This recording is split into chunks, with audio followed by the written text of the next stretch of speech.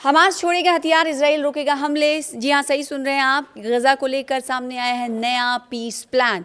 गजा में cease fire के अगले मरहले और हमास के निस्तीकरण को लेकर निकोले मिलादेनेव ने इजराइल के पीएम बेंजामिन नेतन्याहू से मुलाकात की और गजा में हमले रोकने की गुजारिश की।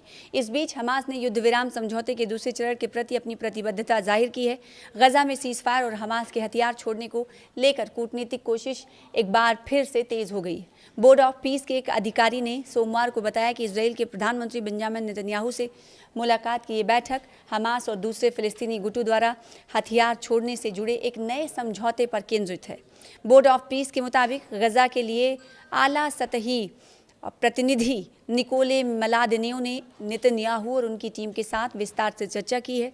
ऑर्गेनाइजेशन ने कहा है कि उसका लक्ष्य गजा में पूरी तरह से हथियार खत्म करना और सशस्त्र बल द्वारा संचालित व्यवस्था को नागरिक शासन से बदलना है। बैठक की जानकारी रखने वाले सूत्रों ने बताया है कि मिलादेनेव ने नेतन्याहू से गजा पट्टी में इसराइली हमले की भी गुजारिश की, इसराइली हमले को रोकने की भी गुजारिश की। उनका मानना है कि हमास को निहत्था करने के समझौते को आगे बढ़ाने के लिए गजा में मिलिट्री कार्रवाई रोकना ज़रूरी है। मिलादेनेव और उनकी टीम इजराइल पर हमले रोकने का दबाव बना रही है ताकि हमास और अन्य गुटों की निहत्था करने की प्रक्रिया पर बातचीत आगे बढ़ सके। हमास ने ऐलान कर दिया है इस बीच हमास ने ऐलान करते हुए क्या कहा है ये भी जानना ज़रूरी है।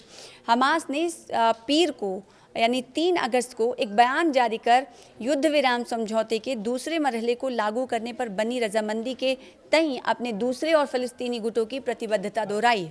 हमास ने कहा है कि वो इस मामले पर मिलादेनेव और मीडिएशन करने वाले ममालिक से स्पष्ट और आधिकारिक प्रतिक्रिया का इंतजार कर रहा है। अमेरिकी राष्ट्रपति डोनाल्ड ट्रंप ने पिछले गुरुवार को इस समझौते की घोषणा की थी। इससे पिछले साल हुए व्यापक युद्ध विराम समझौते का हिस्सा बताया गया। समझौते में इजराइल ने सैन्य अभियान रोकने और हमास और गजा में दूसरे सशस्त्र समूहों से उग्रवादी गतिविधियां बंद करने को कहा गया है। इसमें हथियार छोड़ने की संभावित प्रक्रिया की रूपरेखा भी बताई गई है। हालांकि समझौते का मुसव्वदा सामने आने के बाद इजराइल ने सुरक्षा संबंधी गंभीर चिंताएं जाहिर जताई और अमेरिका के सामने अपनी आपत्तियां रखी और मीडिएशन करने वाले देशों ने इजरायली हमलों पर नाराजगी जताई। स्थानीय स्वास्थ्य अधिकारियों के मुताबिक शनिवार रात और इतवार के बीच गजा में इजरायली हमलों में 17 लोग मारे गए। खबर है कि पीर को यानी सोमवार को गजा में कोई हवाई हमला नहीं हुआ। मिस्र, कतर और तुर्की जो गजा युद्ध विराम वार्ता में मीडिएटर की भूमिका निभा रहे हैं, उन्होंने इजरायली हमलों की निंदा की।